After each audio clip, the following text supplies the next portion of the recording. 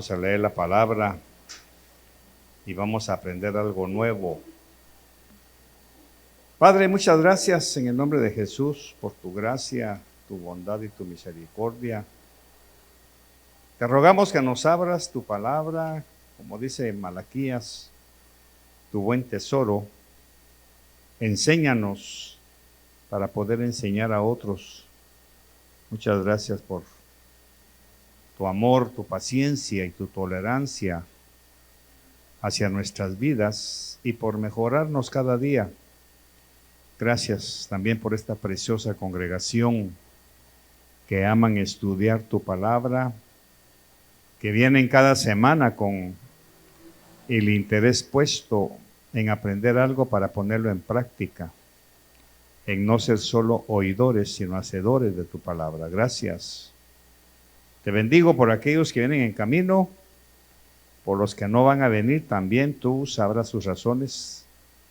Gracias por que nosotros estamos aquí. Te bendigo por todo lo que has hecho en el nombre de Jesús. Amén y amén.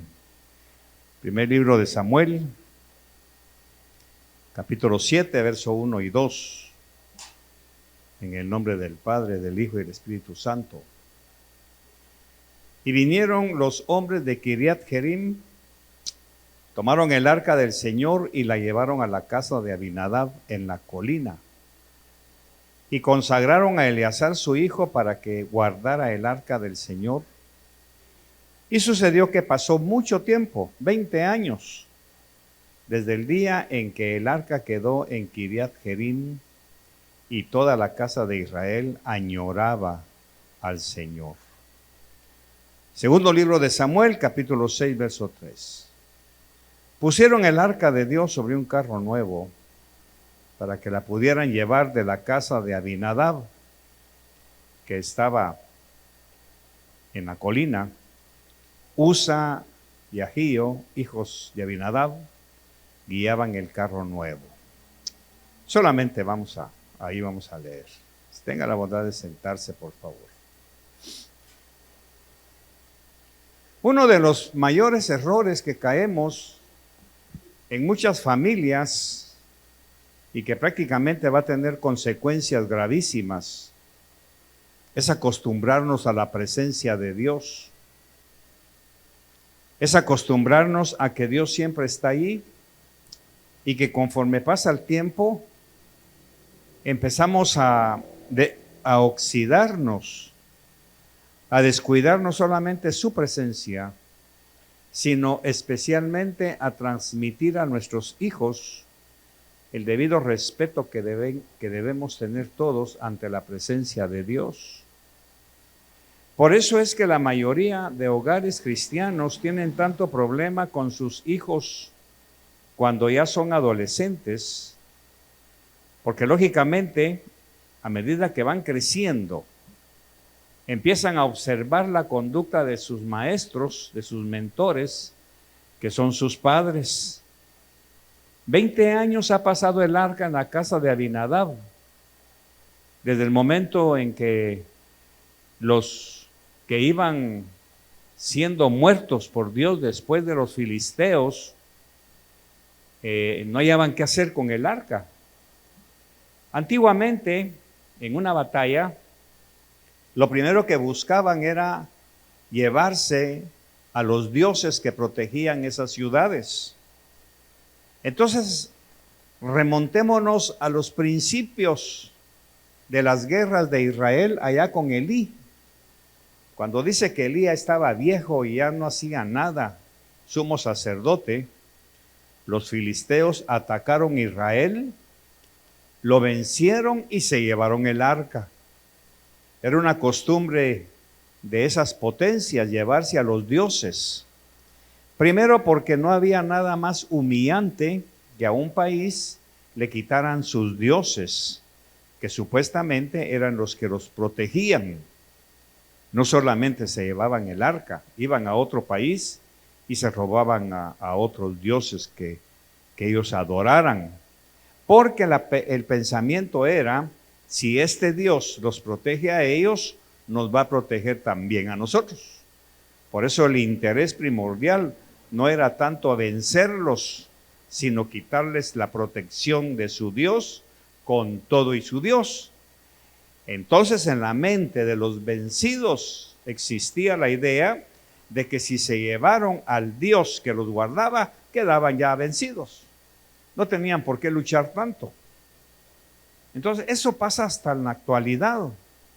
Cuando los gentiles, cuando los jefes malcriados, cuando el trabajo, cuando el estudio, cualquier cosa nos quita a nuestro Dios o le quita a Dios el lugar que debe tener en nosotros, ya perdimos.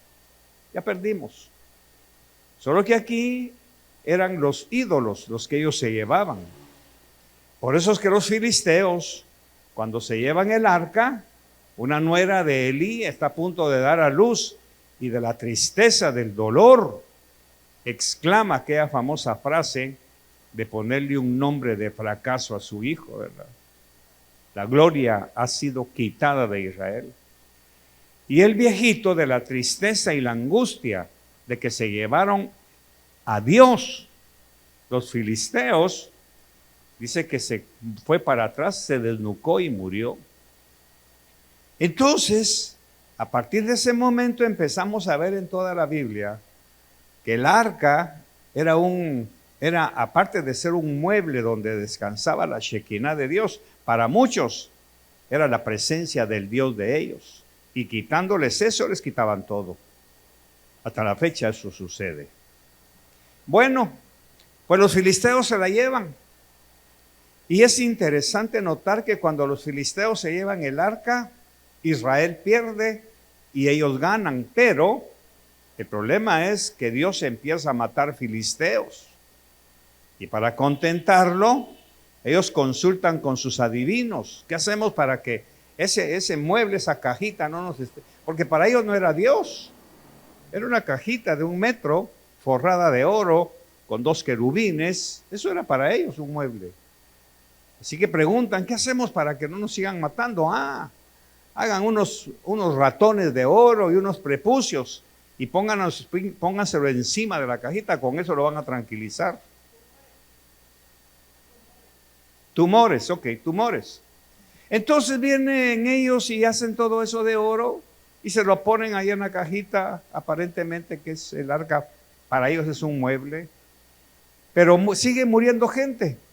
Entonces vienen ellos y desesperados suben el mueble en una carreta de bueyes y se la llevan a otra ciudad de Israel, como devolviéndosela. Miren ustedes qué hacen con esto. Y la suben en una carreta de bueyes. Note la diferencia entre una cosa y otra. Cuando ellos suben el arca en una carreta de bueyes y se la llevan a los de Bet-Semes, ahí van las vacas, dice que iban ujiendo porque sus cachorros, ¿verdad? Sus terneros se habían quedado allá. Sin embargo, las vacas se fueron recto y agarraron para Bet-Semes. Cuando los de Bet-Semes reciben el arca, les da miedo. ¿Qué hacemos con esto? Ya oyeron que los filisteos se habían muerto un montón. Y los de Bet-Semes cometen un terrible error, que abren para ver qué hay adentro. Y Dios empieza a matar gente. Entonces los Bet-Semes dicen, no podemos tener esto aquí. No quieren la presencia de Dios, porque provoca problemas. Y esa es otra figura del tiempo de hoy. Muchos cristianos no quieren la presencia de Dios. Provoca problemas. Exige demasiado, mucha santidad. Que ese programa de televisión, que no se puede platicar, no se puede chismear, no se puede decir muchas cosas. No hay que ser muy brava a las mujeres, porque la presencia de Dios se ofende. Y cuesta mucho, mucha exigencia con eso. No queremos la presencia. Y los de Bet-Semes se la llevan a Abinadab, buscan una casa en una ciudad de Kiriat Jearim, donde vivían unos levitas. Así que agarran el arca y la vuelven a subir en otra carreta. Pero muy interesante, estas carretas son las mismas que usó 20 años después Abinadab. Y vamos a encontrar paralelos ahí. Así que esa es la historia que vamos a estudiar, pero no tanto el movimiento del arca, sino qué pasó Así que llegan a Kiriat Jearim, a una ciudad de levitas de la tribu de Judá, tome nota, y le dejan el arca a Abinadab. Dicen, mira, te encargamos esto, mira tú qué haces con esto. Así que ahora tenemos 20 años de tiempo. Mientras tanto, allá en Israel están pasando cosas políticas. David está subiendo al trono, la persecución de Saúl, Samuel como sumo sacerdote, como sacerdote, juez y profeta, está guiando a Saúl y a David, y el arca está abandonada. Cuando David logra estabilizar todo, ya su gobierno y su país está en calma, dice, miren ustedes, ¿dónde está el arca? Porque lógicamente David sabe que Israel tiene como propiedad la presencia de Dios en el arca, y dicen, bueno, pues está en la casa de Abinadab, hay que ir a traer. Y aquí es en donde empieza la similitud de muchas veces nosotros imitamos lo que hace el mundo. Entonces resulta que cuando el arca llega a la casa de Abinadab, para Abinadab es la presencia de Dios, porque es un sacerdote, es un levita, y tiene 2 hijos, Usa y Ahío. Pero también encontramos que para los hijos de Abinadab, después vemos ese resultado, sencillamente es un mueble, y lo colocan en algún lugar, porque supuestamente lo van a tener recomendado por poco tiempo. Abinadab es un levita que conoce la ley y supuestamente debiera conocer qué es lo que está ahí adentro, qué hay, qué significa. Sin embargo, este hombre es tan displicente. Por eso este mensaje se llama el fracaso de Abinadab. Para que usted pueda ver, veamos en el primer libro de Crónicas, capítulo 13, verso 6, para que vayamos concatenando quién era Abinadab. Porque casi siempre culpamos a Usa, pero vamos a ver de dónde sale Usa, ¿sí? Y dice, y subió David con todo Israel a Baala, es decir, Kiriat Jearim, que pertenece a Judá, para hacer subir desde allí el arca de Dios, el Señor, que está sobre los querubines, donde se invoca su nombre. Así que aquí tenemos ya el espectro.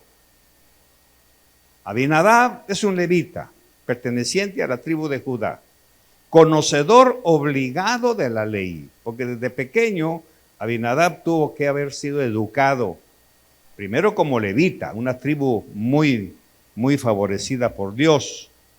Los levitas eran propiedad de Dios, no tenían derecho a propiedades porque él era su heredad. Ellos vivían de los diezmos de todo el pueblo. Así que este hombre es de alcurnia espiritual y de una clase sacerdotal de casta. Sin embargo, vemos perfectamente que no le enseñó a sus hijos a cuidar, a respetar y a honrar la presencia de Dios. Fue un padre tan tolerante que permitió que sus hijos usaran el mueble, el arca, como una caja y cualquier cosa. No me quiero imaginar mucho, pero supongo que el arca se llenó de polvo. ¿Por qué? Porque han pasado 20 años. Posiblemente Abinadab el primer año guardaba respeto mientras sus hijos iban creciendo. Pero a medida que fue pasando el tiempo, 8, 9, 10, 15 años, Abinadab fue entrando en cierta confianza, cierto descuido espiritual. De manera que sus hijos ahora, que ya tienen conciencia de quiénes son, y ese es el peligro en nuestras familias.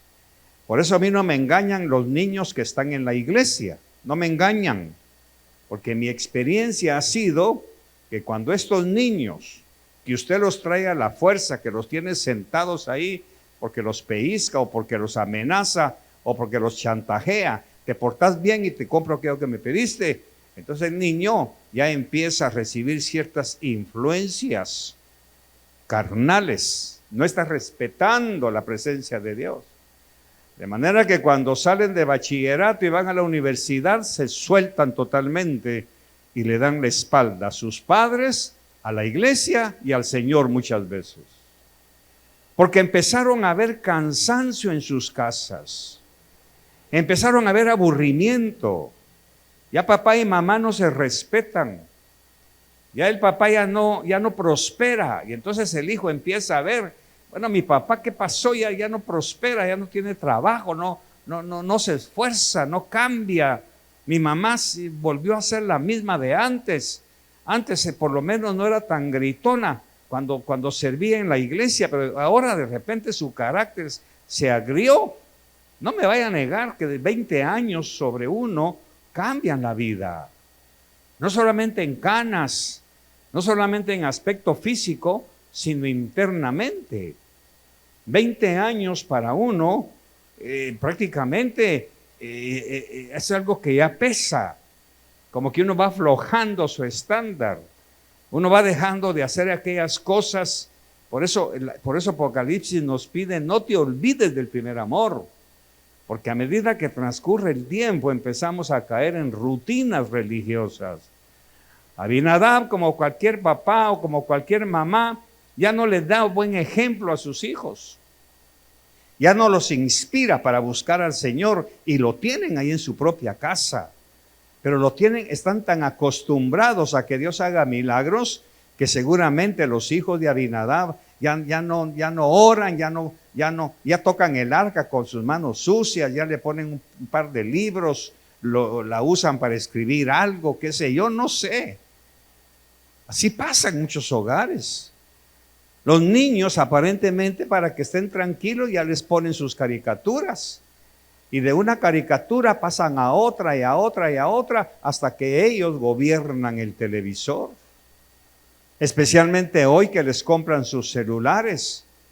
Ya no oran en la mesa antes de comer, porque lógicamente su papá come a una hora, su mamá a otra hora, o sencillamente hay pláticas profanas. Y el hijo está con su celular comiendo y jugando con el celular. Es asombroso cómo el pueblo cristiano va degenerando y perdiendo el respeto y la honra que Dios merece.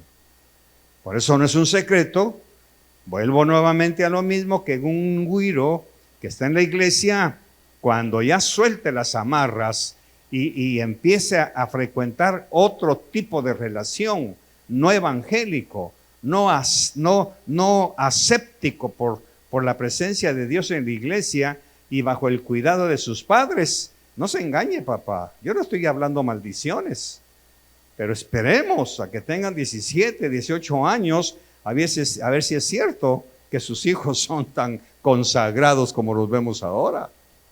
Por eso no es extrañar que niños que han nacido y crecido en cuna cristiana, como se llama, que han recibido clases en la escuela dominical, que han tenido maestros en la iglesia, maestros de Biblia, al final resultan perdiendo toda esa información. El problema no estuvo en la universidad, el problema no está en el colegio, el problema está en la casa, porque empezamos a relajar nuestras conductas y empezamos a hablar cosas profanas que los hijos van oyendo. Que en lugar de orarle al Señor por un milagro, vamos al banco a prestar, sabiendo que no debemos ser esclavos de nadie, o que no se pagan las deudas. Gente que vive endeudada constantemente y que viene a la iglesia. Eso lo ven los hijos. Eso siempre había estado, pero a medida que pasa el tiempo, los padres van relajando su exigencia o su disciplina espiritual, cuando empiezan ya a comportarse como lo que son. Por eso para mí la pandemia lo que vino fue a mostrar en la iglesia quiénes somos realmente. ¿Quiénes somos realmente? Muchos en la pandemia, repito, ya no se vistieron como debiera ser. Anduvieron en short, en chancletas, en guayaberas o en playeras. ¿Y por qué ahí tienen el YouTube? Ahí tenían el mensaje en la computadora o en el celular, comiendo y platicando y viendo ahí más o menos el mensaje, o dándole un like, porque hay que dárselo para hacer creer de que se estaban conectando, y era pura mentira. Mientras tanto, los hijos observando a los padres. Entonces, el problema fue cuando David decidió ir a traer el arca. Abinadab sabía perfectamente como levita, porque él era uno de los encargados, él era uno de los nombrados, que como él, el arca debía ir con otros levitas cargando el arca. ¿Dónde se descuidó Abinadab? ¿Dónde perdió el norte? ¿Dónde dejó de ser el cristiano que siempre había sido? Por eso yo insisto y quizás soy molesto y soy temático, pero yo insisto, la iglesia está perdiendo identidad. Y eso viene de los hogares. La iglesia está perdiendo identidad cristiana porque la costumbre de estar en la iglesia nos hemos vuelto fósiles. Nos hemos convertido en personas que ya no impactamos al vecindario. Entramos y salimos, vamos a la iglesia, venimos los domingos y nadie sabe en la cuadra que somos cristianos. No compartimos, no la palabra. Yo no estoy hablando de que todos tengan que tener, como en otras congregaciones, una casa de oración por obligación para llamar a todos los vecinos. No, yo predico con mi vida, con mi ejemplo. Hace años aprendí que la Biblia soy yo, porque la Biblia dice que yo soy carta leída por los hombres. Quiere decir que los guardianes del edificio donde vivimos están leyendo mi vida. Desde la mañanita que yo salgo a caminar, no voy a salir en short ni con las canillas peladas, sino siempre con mi pants. Tampoco voy a salir encorbatado a caminar. Yo salgo como cualquiera, pero con el debido respeto de que si me encuentro con una vecina no me vayan a ver semidesnudo y que después se den cuenta que soy pastor con pretexto de que estoy haciendo ejercicios. No, señor. Aún ahí voy a tratar de ser, si usted quiere, legalista, pero no es legalismo. Es representatividad. Es cuestión de carácter. Es cuestión de identidad. A mí no se me permite eso por ser pastor, por ser maestro de la palabra. Y al que más se le da, más se le demanda. Así que ahora Abinadab está a punto de recibir a David. Han pasado 20 años desde que le llevaron ahí el arca. 20 años no es poca cosa para tener al mismo Dios bajo nuestro techo. El peligro de tanto tiempo es que la santidad se puede ir perdiendo. Los hijos empiezan a ver a los padres sin un verdadero ejemplo de cómo debe uno comportarse ante Dios. Uno de los hijos de Abinadab, Eliezer, fue nombrado para que la cuidara.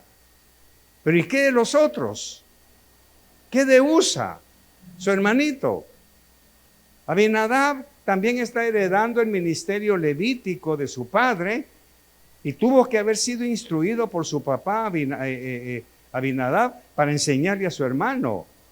Pero lamentablemente el hermano mayor le falló al hermano menor.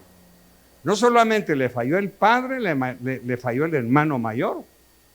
Lamentablemente en nuestra cultura, el hermano mayor, con todo respeto, le enseña las mismas costumbres falsas a su hermanito. Lo enseña a muchas cosas que no están en la palabra. Sabemos perfectamente que el niño, el hijo, el segundo hijo aprende del primero. Eso lo sabemos bien.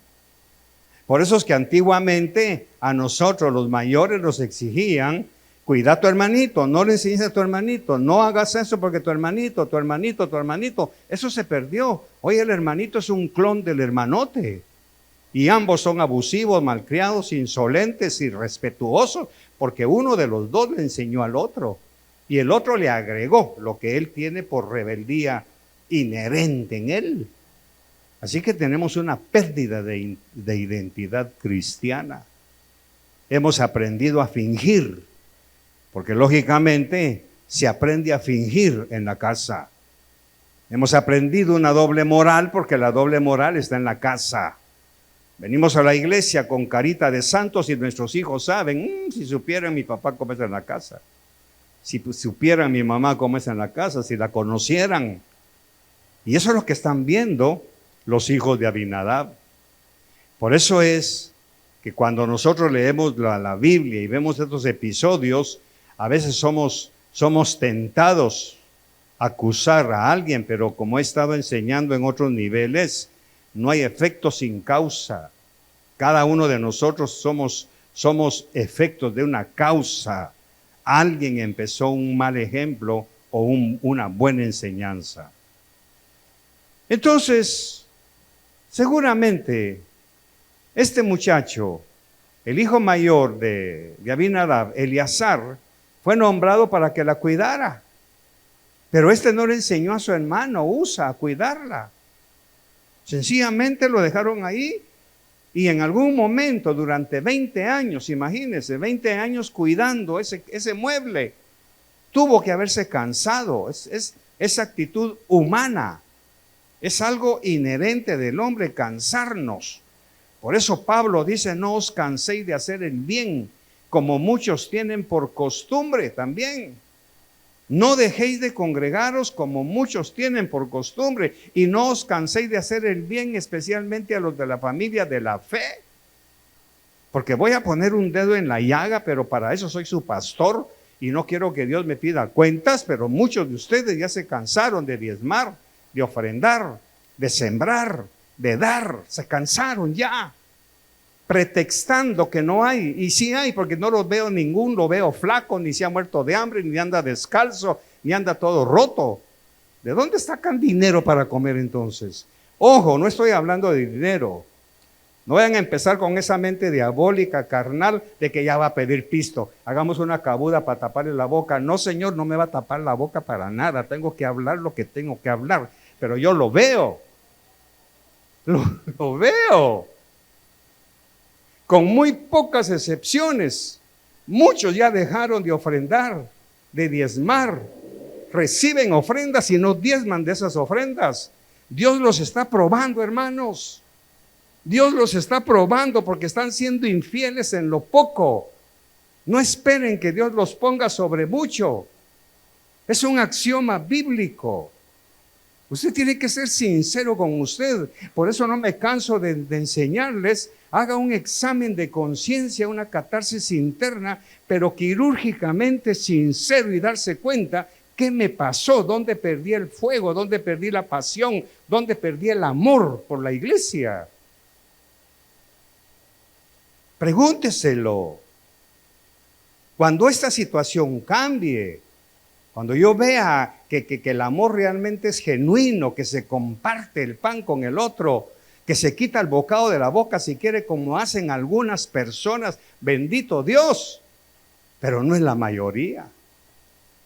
Y qué pena, qué tristeza que una congregación que tuvo un ministerio Lucas, un ministerio Dorcas, un ministerio de ayuda social, haya caído en una situación tan estéril, tan seca, tan tacaña, que da susto. Y aparte de eso, gente con privilegio que sencillamente le ha dado la espalda a Dios. ¿Dónde se cansaron de ser consagrados? 20 años de cuidar el arca y algo sucedió en esa casa. Algo sucedió con este levita, un hombre de alcurnia, un hombre de linaje real, un hombre nombrado por Dios desde sus ancestros, desde la tribu de Leví, allá en Éxodo. Ahora resulta que a los 20 años pierde la pasión. A Abinadab le pasaron 20 años encima. Algunos de ustedes les pasó un año y perdieron la costumbre de sembrar. Se volvieron centrípetos, todo para adentro, para adentro, para adentro. Aquí hay hombres amargados contra su esposa porque les quitan todo el dinero. Mujeres amargadas porque no logran tener sus sueños, sus metas realizadas. Aquí de plano hay mujeres que no han estrenado zapatos durante 2 o 3 años porque su esposo ha sido tan descuidado que solo ha pensado en él. Hombres que no han estrenado una camisa, que solamente tienen 2, una en el lazo y la otra puesta porque sus esposas no se ocupan de ayudarlos. Hay un egoísmo terrible. Y no estoy enojado, hermanos. Es que Abinadab, estudiar a este hombre, me abre tanto los ojos que es una copia al carbón de lo que es la iglesia. Tristemente así es. Abinadab ha tenido 20 años la presencia de Dios. Y Eleazar, uno de sus hijos, también levita, supuestamente debió haberle enseñado a su hermano cómo cuidar la presencia de Dios, pero no. Seguramente Abinadab ya estaba muy viejo para enseñar a sus hijos pequeños los misterios de su Dios. Se descuidó tanto que ya no le enseñó a sus pequeños que ante el arca que estaba en su casa debían conducirse con respeto, temor y dignidad. Ya los esposos hablan basura entre ellos, ya no se respetan, se tratan de voz, de gordo, de aquí que allá, y sus hijos los están oyendo y van a repetir el mismo acto. Tristemente así es. No fueron instruidos en la ley del Dios que los sustentaba y alimentaba. Seguramente sus hijos ya no vieron a su padre haciendo sus oraciones diarias. Ya no lo vieron leer la Torá ni las escrituras que antes habían sido parte de su vida diaria. Abinadab ya está cansado de servir al Dios que había sacado de la esclavitud a sus padres y les había llevado a su tierra propia. Abinadab ya no cumplió el mandamiento de enseñar a sus hijos la ley de Dios, ni las escribió en los dinteles de sus puertas, ni las repitió como lo indicaba el libro. Fue entonces cuando encontramos que David decide un día ir a su casa por el arca de la presencia de Dios. David es rey y no sacerdote. Por lo tanto, confía en que aquellos que le están ayudando a llevar el arca a su ciudad Jerusalén saben de qué se trata el asunto y se deja ayudar. Pero aquí encontramos el gran y fatídico error de Abinadab. Porque Abinadab había visto que los de Bet-Semes le mandaron el arca en una carreta de vacas. Y aquí está donde está la repetición. ¿Qué hizo Abinadab ahora que le piden el arca? Lo lógico. Pero era levita. Había predicado en este púlpito.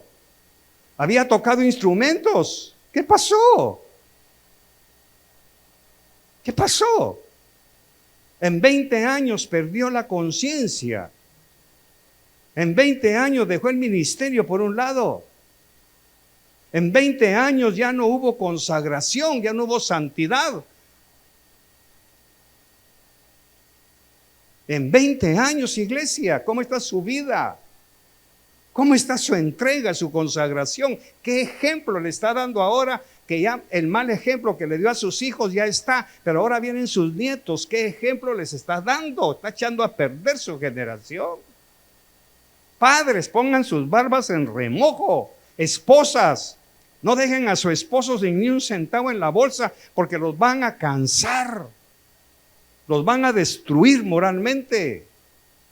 Hermanas, quítense esa religión horrible que tienen de venir tan impávidas a la iglesia que no se les mueve ni una pestaña. 20 años. Y aquí encontramos el fatídico error de Abinadab. Primero, permite que el arca sea llevada sobre una carreta con bueyes. ¿Acaso no sabía como levita cómo debía ser llevada? Era sobre los hombros de los levitas y no en carreta de bueyes. Luego los bueyes tropiezan, la carreta se desnivela y el arca está a punto de caer. Y aquí está, uno de los sacerdotes, uno de los hijos del sacerdote, hermano del hermano mayor, que era también sacerdote, la trata de defender. ¿Cómo se le ocurre a ese muchacho? Ahora aquí quiero hacer un retroceso. Cuando los filisteos suben el arca a una carreta, ¿por qué Dios no accionó? No eran sus hijos. Sencillamente no eran sus hijos. Dios no va a corregir a los hijos del diablo. Dios no va a corregir a los filisteos. Ellos no lo conocen. Ellos no saben nada de santidad ni de cuidar su presencia. Sencillamente la subieron al arca con unas vacas y ahí va pues. Y exactamente, porque las vacas no andaban en el aire. Las vacas jalaban la carreta y definitivamente que la carreta se movía, tronaba y el arca también andaba de un lado para otro, pero Dios no hizo nada. Porque eran filisteos. Los de Bet-Semes la suben a otra carreta y tampoco les pasa nada, excepto que miraron adentro y los mató por eso. Pero también, pero cuidado, un hijo de Dios. Cuidado, un hijo que está creciendo en una iglesia en donde se predica la palabra. Cuidado con eso. Cuidado con un niño que fue educado en la escuela dominical y que ahora va a bachillerato y muy pronto a la universidad y va a andar haciendo sexo escondido, viendo pornografía con sus cheros de la U. Tenga cuidado. Padres, ¿a ustedes no se les va a perdonar? Ustedes van a tener que llorar, porque ustedes sí conocen la ley. Ustedes sí conocen la palabra. ¿De dónde sacó Usa tratar de defender a Dios? Tocar la carreta con manos, tocar el arca con manos impuras. ¿De dónde lo sacó? Definitivamente, 20 años. Vio que sobre la cajita esa, entre comillas, ponían ahí tal vez un vaso, un adorno, una foto, un diploma. Menospreciaron totalmente la presencia de Dios. Y en muchos hogares cristianos de hoy se está menospreciando la presencia de Dios, porque se refleja aquí. Porque por años, 26 años creo que he enseñado, usted trae de su casa lo que tiene allá a la iglesia y lleva a su casa lo que aprende en la iglesia. Así que cuando un joven aquí es abusivo, malcriado, irrespetuoso, es porque en su casa así lo ha enseñado. Eso lo trae de su casa. Lo que normalmente en Guatemala se llama, eso se aprende en la cuna. El pastor pasa enfrente y le dan la espalda. Y no es que me hagan pleitesía, estoy hablando de un adulto, de las canas. La Biblia dice, ante las canas te pondrás de pie, pero no. Son tan soberbios, tan arrogantes, que ven que el pastor viene a 2 metros y se dan de espalda, haciendo hipócritamente como que está platicando. No, es que no lo vi, no, señor. No se engañen, papá. No se engañe, mamá. Mañana se lo van a hacer a usted. Por eso es que hoy la mamá tiene que obligar a la hija o a la niña a andar a saludar a tu abuelita. Eso debiera ser sine qua non. La niña ve llegar a la abuelita y debiera correr a saludarla. Pero claro, si no saluda ni al papá ni a la mamá, ¿cómo va a saludar a la viejita que llegue a viejita? Y que anda a saludar, anda a saludar. Usted no debiera pedirle a sus hijos que saluden a los mayores. Eso debieran aprenderlo en la casa. Dígale buenos días a su papá. Ahora vaya y salude a su mamá. Entonces, lógicamente, de la casa traemos lo que tenemos aquí. Este mensaje no lo vine a escribir a mi oficina. Este mensaje no lo vine a estudiar a la oficina. Este mensaje lo he estado estudiando en mi casa, en mi oficina. A veces negándole a mi esposa el tiempo que ella me pide o de repente hacer algo. Permita, solo termino esto y todo. Me dedico a esto. Esto lo traigo desde mi casa. ¿Qué trae usted de su casa? Lo que aquí se ve. Así de sencillo. Así que usted no crea que aquí estamos ante un pueblo cristiano porque estamos en la iglesia. No. Sus hijos hablan de usted.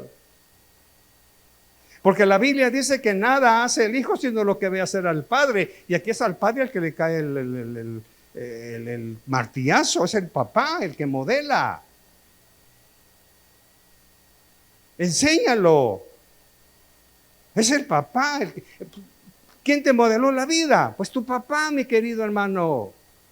Ahora que estás aprendiendo ya no tienes excusa. Cuando nazca tu hijo ya sabes el terrible problema que vas a tener.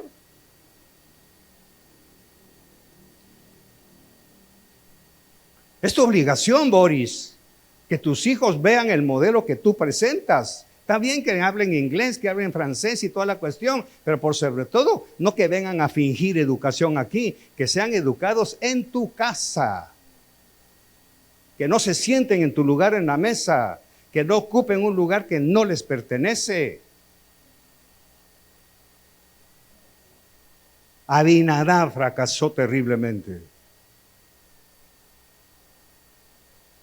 Y ahora que el arca está a punto de caer, Usa, uno de los hijos de este sacerdote, caído en el aburrimiento y la rutina, trata de detenerla para que no caiga. Qué irónico. El Dios que nos cuida, ahora hay que cuidarlo a él. Mire qué diosecito el que tenía Abinadab y el que le transmitió a sus hijos. Eso está pasando hoy. Este muchacho, este sacerdote Abinadab, caído en el aburrimiento y la rutina, trata de detenerla para que no caiga. Y el que cae muerto de un rayo es él, el Hijo del Hombre, que nunca les enseñó a sus hijos cómo debían tratar al Dios de su pueblo. Craso error el de este sacerdote que no supo o no quiso enseñar a sus hijos el respeto y la forma de tratar al Señor. Sus rutinas religiosas quedaron oxidadas y olvidadas a tal extremo que le costó la vida a uno de sus hijos. ¿Qué pasó con Elí? Se desnucó. ¿Qué pasó con el hijo de la nuera? Un nombre de maldición. Donde el arca fue abusada, ignorada, manoseada, hubo muerte. Y hoy en muchos hogares no hay muerte física de velorio, pero hay muerte de finanzas, hay muerte de paz, hay muerte de armonía, hay muerte de tranquilidad, hay muerte de salud. Revise su vida, revise su disciplina religiosa, revise su relación con Dios, revise qué le enseñó a sus hijos. Hoy lo estamos viendo. Les enseñaron más a buscar asnas que a buscar la presencia de Dios. Era más importante, porque las asnas en aquel tiempo, así como en el tiempo de Elías, tener un buey era tener un tractor. Eliseo tenía 12 tractores jalándole. Eso quiere decir que en aquel tiempo tener 12 tractores, 12 bueyes, 12 yuntas, 24 bueyes, era dineral el que tenía este hombre.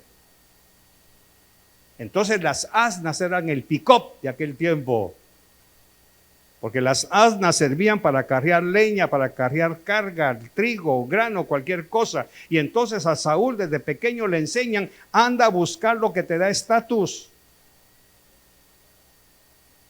Anda a buscar lo que te produce fama. Anda a buscar lo que te levanta ante la gente. Saúl anda a buscar las asnas. Eran los pick-ups de aquel tiempo. Porque aparte que servían como animales de carga, también eran animales de transporte. Estaba más interesado en que su hijo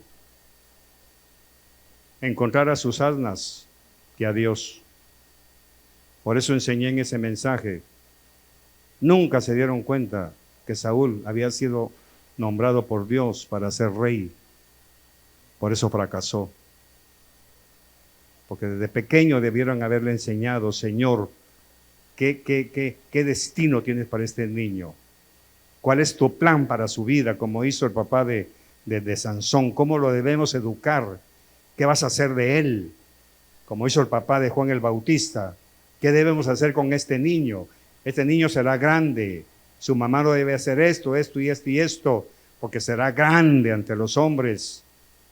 Bueno, entonces mi hijo, usted no puede tocar eso. A usted no se le permite eso, porque Dios me dijo que usted iba a ser un paradigma para las naciones. Pero hoy no. Es que yo sueño con que usted sea ingeniero. Sueño con que sea administrador de empresas. Sueño con que viaje por todo el mundo. ¿Y el reino de Dios? ¿Y el reino de Dios? Esa fue la maldad de Isaí, papá de Saúl.